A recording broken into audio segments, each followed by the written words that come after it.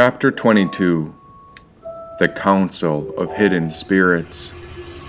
Back in the body, as the eyes opened, so the great dream awoken. Who knew it was possible for the soul to move beyond the body and travel in the astral spheres to distant dimensions? We'll never realize what's possible if we only picture ourselves as mere humans. But thanks to the mermaid, the great potential within began to open. In this human form, there was no part of me that was broken, but rather the cracks that tore my last life apart, liberated the knots which had restrained my inner energy channels, and by some miracle, last night, it felt like I'd gone to a distant dimension, while the mermaid was still in the astral world at the cosmic water fountain. She was physically apart on a journey while I decided to prepare my fullest potential. And so, with the full moon above, I called forth the Council of the Hidden Spirits. One of the great necklaces was still around my neck as it exposed all the things that were hidden. Why, on the human level, one might be weary of misfortune, yet in the higher realms, heartbreak could be a great blessing. It leads to the liberation of our soul's truest journey, which is the very purpose of a human incarnation. And with such a powerful necklace, it was clear that the spiritual beings of the universe helped to release what was no longer needed, to lead us where we were destined. But my goodness, sometimes it was difficult to manage the severity of their teachings. Aho! Come gather. Tonight is not a normal night, but rather under this full moon, it is time to surrender to the Spirit, the Source, the Holy Mother and Divine Father. God lead us, now and forever. With the 24 necklaces upon their respective holders, I released the necklace I'd wore before I placed each of them upon the sacred altar. These spiritual necklaces rested beside the edge of the marsh water. Then, as night fell, the moon and starlight came to illuminate our hidden power. With a drum in hand, the sacred sounds echoed through our lungs while we summoned forth a great gathering. Yet, I was the only human who had come. Out of the marsh crawled all sorts of spirits, and in the water came clams, crabs, fish, and a dolphin. In the air there were owls, herons, and an osprey, with various other birds who found perches behind the procession of the 24 mystical spirits. As all 24 came to meet under the full moon, there in the center was a single rose when the ceremony became our prayer and offering. Time has come, said one of the 24 spirits. The audience was silent, for among the living souls, here I was a lone human beside many animals and spirits, and so it seemed that we were witnesses to the great spiritual beings who whispered in hidden echoes. Whatever was spoken could not quite be heard, but rather it went beyond words. The spirits seemed to dance, while the animals understood it perfectly well. But as a human man, why, I could only guess what they had come to share. As each spirit floated around the room, the animals remained ever calm, and although their spiritual presence was clear, I still did not quite manage to understand. What is the problem? I spoke aloud. You know, my son, you have seen the root which obstructs. Earth monsters run wild on the earth, and they follow the whore of Babylon. Once the whore is no more, we will expose the earth monsters. When the whore of Babylon is dismantled, it will be the end of the earth monsters, said one of the 24. Now that spirit stepped forth and knelt before the altar of necklaces. Its presence was so pure that my human skin began buzzing. Wear this for a few moments, and I will instruct you of the hidden powers. I am the foresight, clarity, and vision to see the root of that which blocks us. May our lives be great offerings, as the cosmos knows everything about our motion. There is such thing as destiny and fate, so know that you have been called here for a reason. Surrender your body as a vehicle, and we will guide you with divine grace, said the Spirit. What must happen then? Deliverance. The time has come for your spirit to take its proper place of leadership, and when the mermaid returns, she will grant you a necklace. Accept it, receive it, and wear it. Then in return, a child will be her gift. But first, I wish to show the futures available to you and the options for the path of the new Earth's existence, said the Spirit. With that, the Spirit drifted into the thread of a necklace upon that altar as I placed it over my head. As soon as this necklace crossed over my skull and descended beyond the eyes, I saw the various paths of where our world was heading.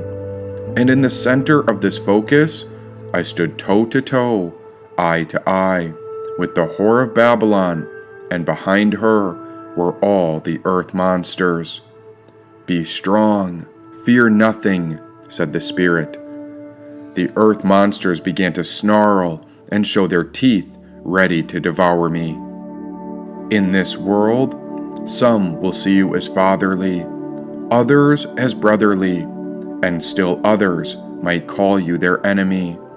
Know that we stand beside you. Just as you have summoned us, we have summoned you, and we will not abandon you, said the Spirit of the necklace.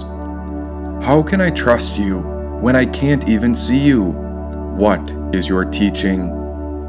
We teach through the process of crazy wisdom, and as we work through you, this is also your teaching. Subdue whoever needs to be subdued, and destroy whoever needs to be destroyed.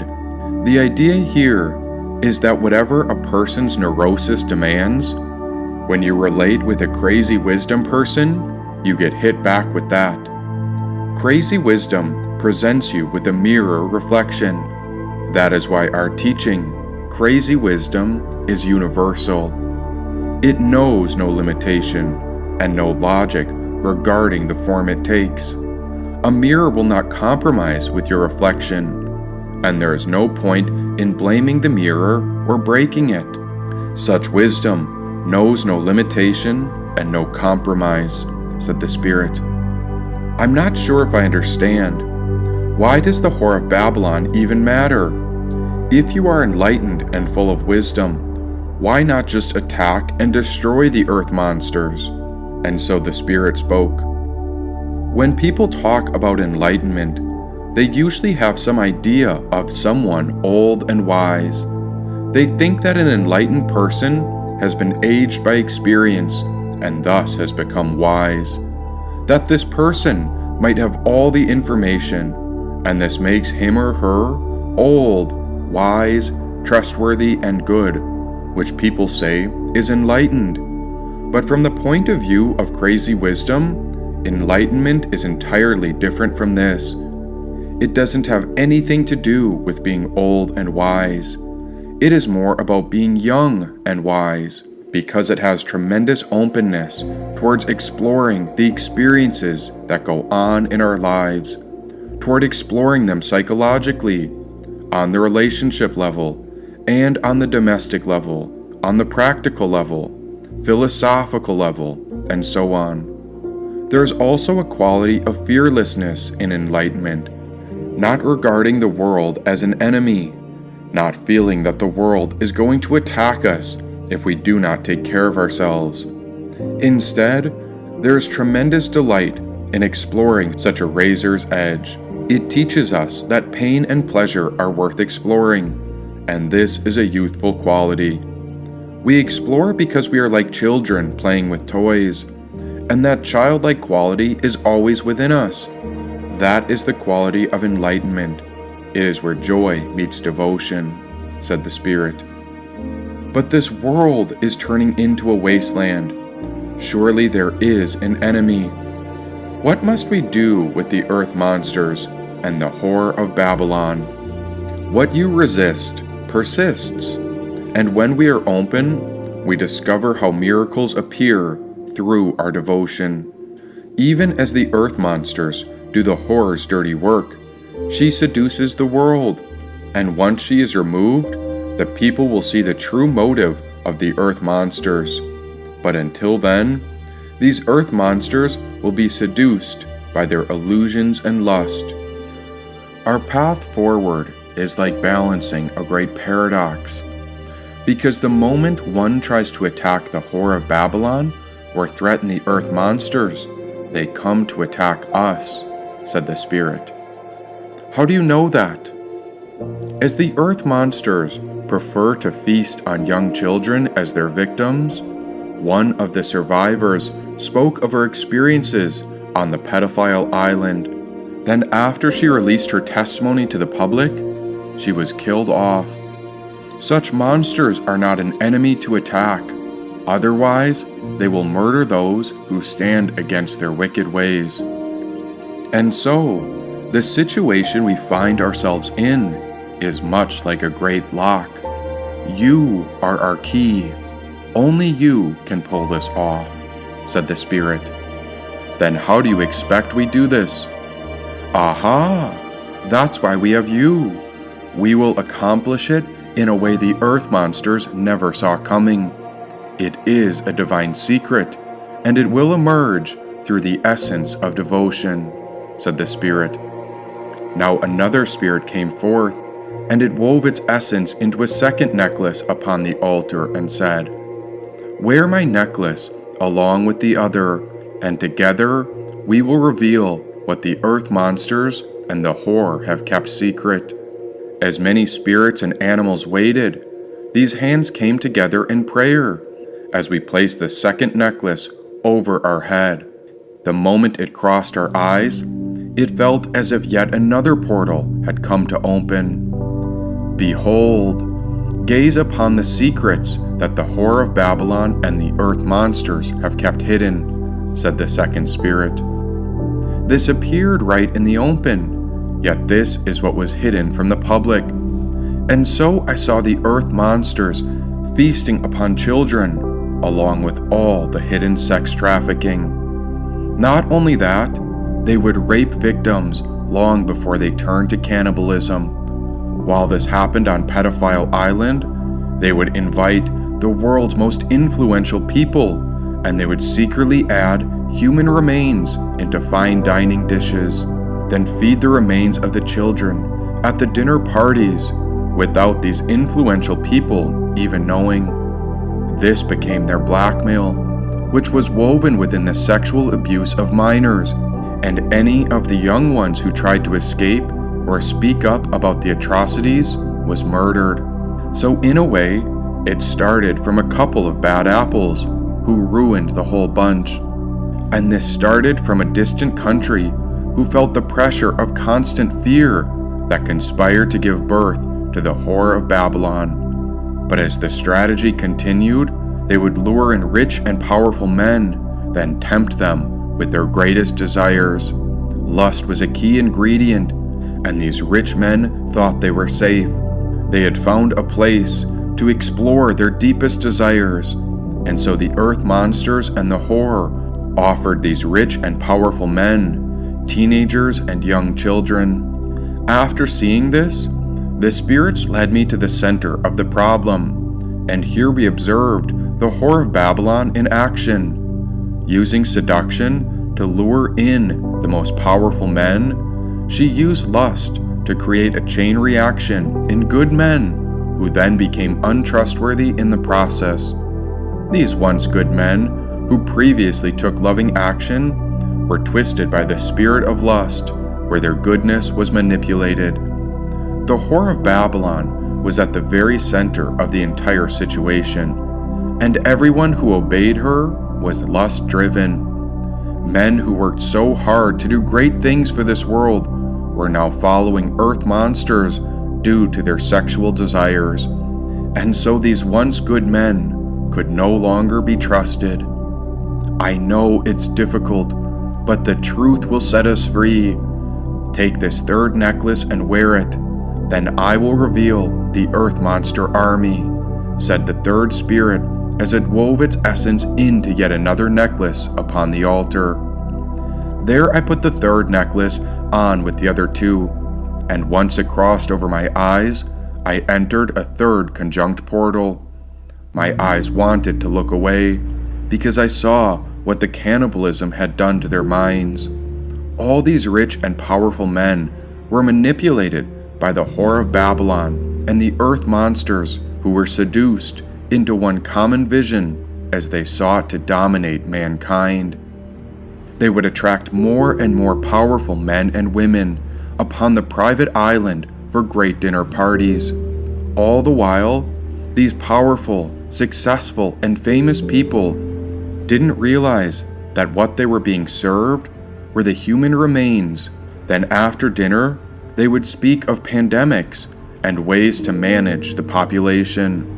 Next came an idea that anyone who was not in their circle of initiation would be regarded as a cow or sheep or hooved creature upon the land. They went on to treat the world's population like animals, and so they manipulated the West as they led an earth monster into presidential power. At first, the chubby earth monster came to power because he said he would expose all the pedophiles, and so the world voted him in. But as he grew momentum, he turned on his followers and said that catching pedophiles was not the problem, but rather we should focus on the success of the stock markets.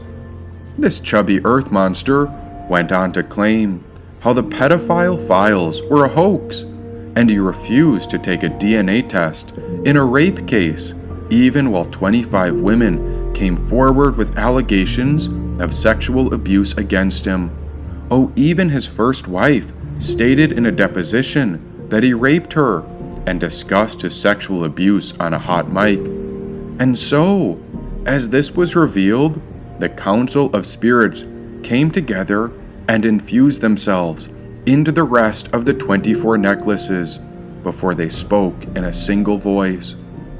Wear us all at once, then offer us your life. Together we will merge into your body, and who you once were will die. But fear not, we will become one together. A new life will arise, said the spirits.